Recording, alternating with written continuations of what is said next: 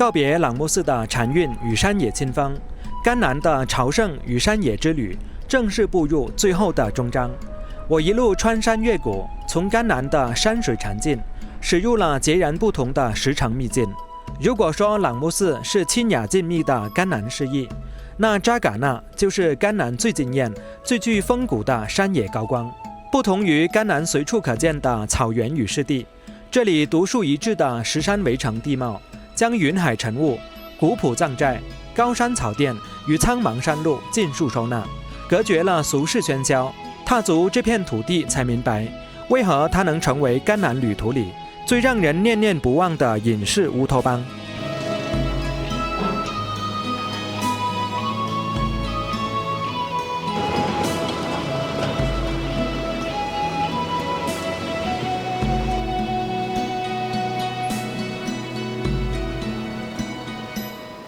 由于我今天的行程是走走停停，原本只需要2个小时的车程我用了整整5个小时。来到扎尕那已经是下午的4点多了。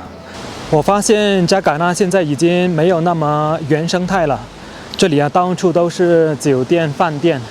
扎尕那在藏语里的意思是石匣子，顾名思义，整片秘境被巍峨陡峭的石山四面围合，像一座天然雕琢、与世隔绝的巨型石城。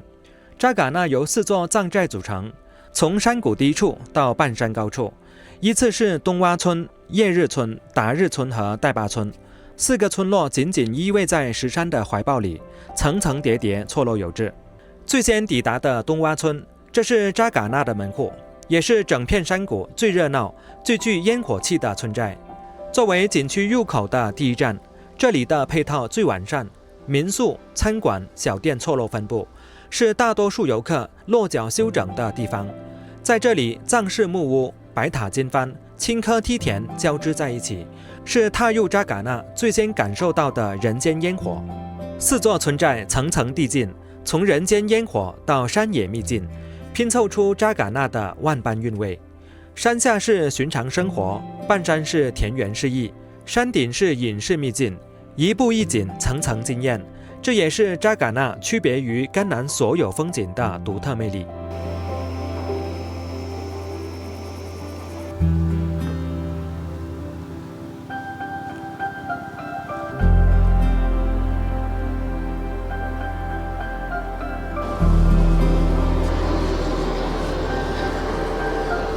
这种原生态的房子它的墙壁都是用这种小的树枝，然后涂上泥巴，就变成墙壁了。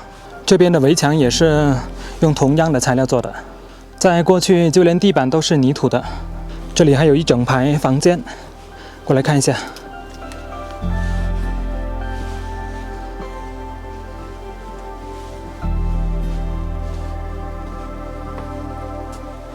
这里还有一面玻璃，在房子里面都长出蘑菇来了。这个房间里面还摆放着一些家具，可以看到这个房间是蛮大的，相信这边就是床了。这里还有一面老的镜子。在这个房间里面地板就是用木头铺的。这里还有一条木梯，上去上面看一下。这屋顶上面已经全部都长草了，因为它上面也是抹了一层泥。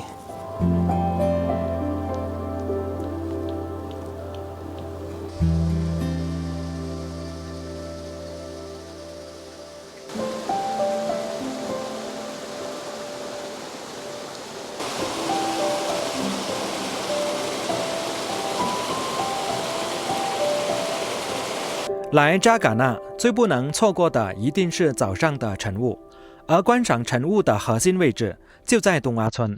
我特意起早守候，只为等一场扎尕那的仙气破晓。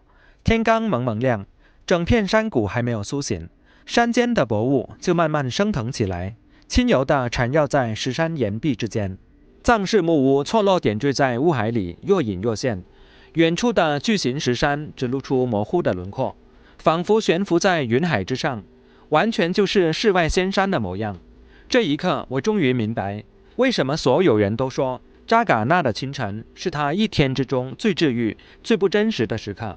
随着天色变亮，第一缕晨光透过云层，温柔地铺满山谷，原本厚重的晨雾开始缓缓流动，慢慢消散，拨开云海，露出青绿的梯田、古朴的藏寨、巍峨的石山。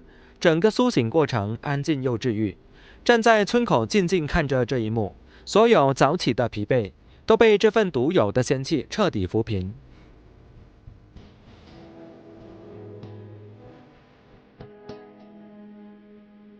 想要看到扎尕那的全貌，一定要登顶洛克观景台。这里是100年前探险家洛克拍摄扎尕那经典大片的机位。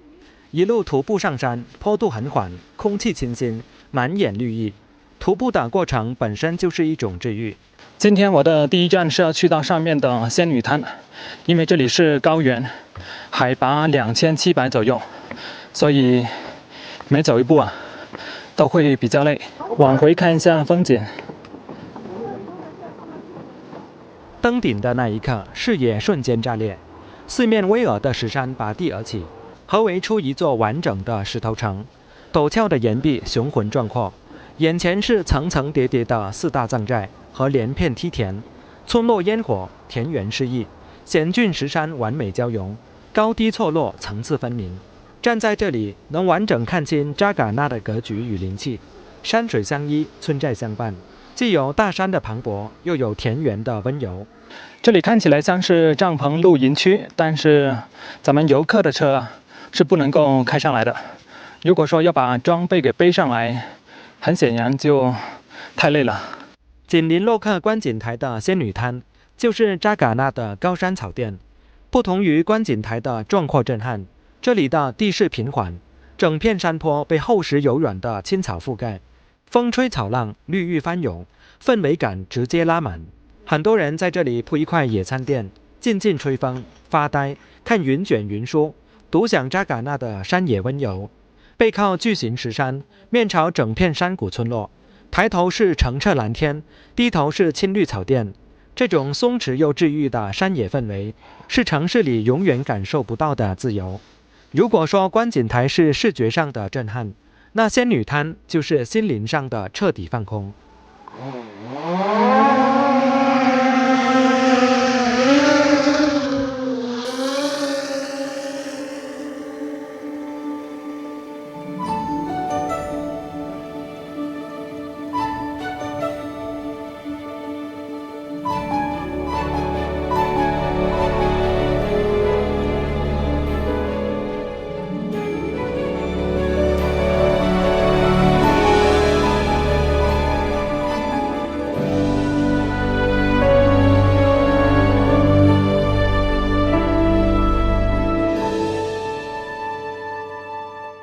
告别仙女滩的温柔草甸，我继续奔赴山野深处，解锁甘南自驾的终极浪漫——洛克之路，也就是江叠公路。这条被无数自驾人封神的百里景观天路，因100年前探险家洛克的穿行而闻名，更是公认的中国最美100公里山野公路。不像城市道路的平直规整，它全程依山盘旋，跌宕起伏，短短100多公里的路程，把甘南最极致、最多变的山野风光全部浓缩其中，是解锁扎尕那野性另一面的绝佳方式。从扎尕那山谷出发，路况与风景一路渐变。起初是清幽静谧的原始森林，林木茂密，绿意葱茏，山间溪流随车流淌，空气里满是草木与泥土的清新气息，满目皆是静谧治愈的林海风光。继续向上盘旋爬升，山林渐渐退去，视野豁然开朗，成片的高山草甸铺展山野，开阔通透，牛羊散落其间，悠然觅食。藏乡的田园牧歌氛围感直接拉满。到了纳黑坎驿站了，现在是晚上的8点36分，天色依然很亮。有一台车跑了一趟洛克之路之后呢，就叫了一台板车来拖车了。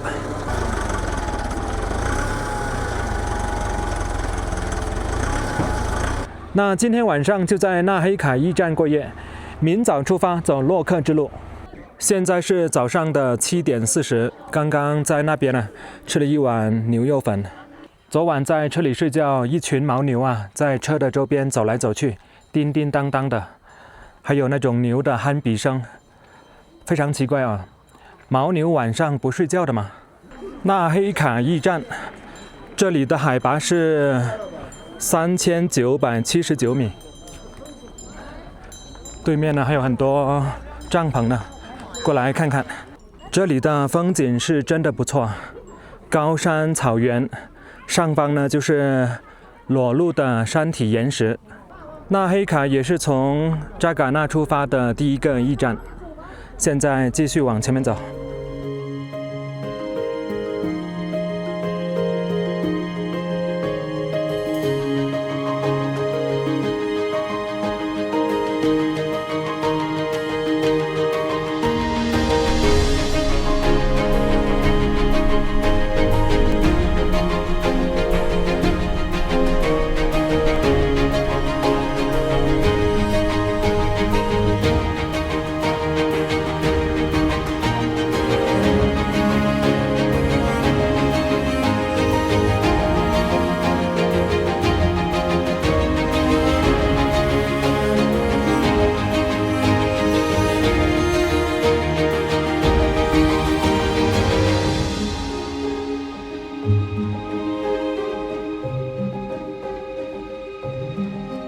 哇，这个地方是真的壮观啊！两边的山势呢非常的险峻，加上道路呢也是9曲18弯。这上面还有一个观景台，不少车停在这里看风景呢。这个是夏乌纳营地，这个营地看起来好危险啊，就是用几根钢管支撑着。不过旁边的景色呢，确实是非常的漂亮。还是继续往前走，因为今天呢，我要赶回到合作市。从这里回到合作市呢，还有129公里。行至海拔3800米的光盖山垭口，整条洛克之路的精髓尽数显现，地貌瞬间切换为壮阔的石山，嶙峋岩壁层层叠叠，石山冷峻辽阔，自带苍茫大气的质感。风好大呀！这里最高点海拔4200米，观景台，车子停在这里，到这边的观景平台来看看。光盖神山观景台，中国最美100公里，到处都是号称自己是最美的公路啊。不过洛克之路呢，确实是挺美的。在这里能真正体会到10里不同天，一路换四季的神奇。前一秒还是林海温润，这一秒便是山野壮阔，随手一拍都是不加滤镜的山野大片。整条洛克之路没有刻意雕琢的景点，最美的风景永远在路上。崎岖的山路，多变的地貌，治愈的绿意，辽阔的山景，组合成独属于甘南的野性与浪漫。不同于景区打卡的精致规整，这里的风光原始，纯粹自由。自驾穿行期间，追风越谷，翻山越岭，所有旅途的疲惫都被这一路山海风光尽数治愈。接下来连续下坡19公里，过了海拔4000米之后呢，全部都是这种沙石土路了，尘土飞扬啊。不过看起来呢，并没有太多的坑。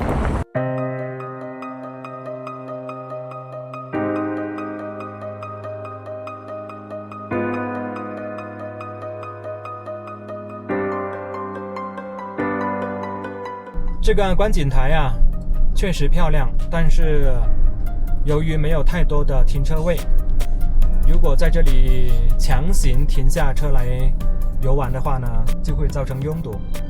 刚刚呢就拥堵了几分钟了，所以说这个地方经过就好了。你看双向都是有点堵车。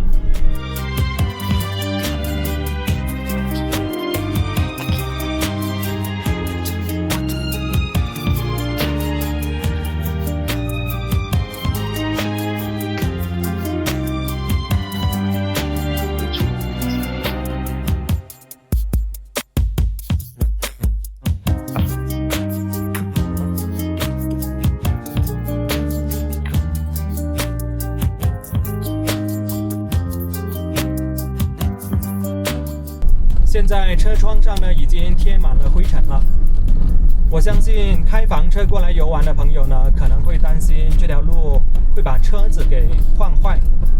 其实我感觉大可不必有这种担心。最重要的就是要控制好速度。大家透过镜头也可以看到，其实这条路呢也没有那么多坑。如果说扎尕那村寨是温柔的烟火仙境，那洛克之路就是甘南最自由潇洒、最震撼人心的山野风骨。扎尕那的美是甘南独一份的，它没有信仰建筑的庄重，没有湿地湖泊的温柔，却用石山围河的壮阔、晨雾缭绕的仙气、藏寨田园的烟火、峡谷草甸的治愈，拼凑出一幅完整的世外山居画卷。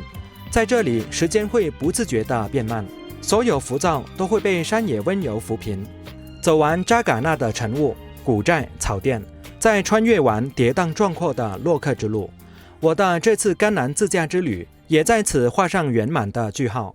从合作的静谧佛城，到下河的诗意草原，再到朗木寺的山水佛境，最后抵达扎尕那的石城仙境与百里山野天路，一路翻山越谷，追风逐云，把甘南的温柔烟火与壮阔山野尽数收入眼底。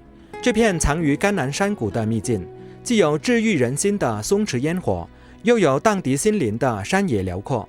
每一段路途都是独属于甘南的浪漫与惊喜。告别层峦叠嶂的甘南山野，告别最后一站洛克之路的自由山海，我的旅途不会止步于此。我将正式驶出甘南地界，奔赴下一程全新的风光，一路向北挺进青海，首站抵达西宁。从甘南的深山石城、藏乡秘境，奔赴青海的辽阔高原、湖海风光，地貌与风景彻底切换，全新的高原旅程即将开启，期待下一场属于青海的治愈奔赴。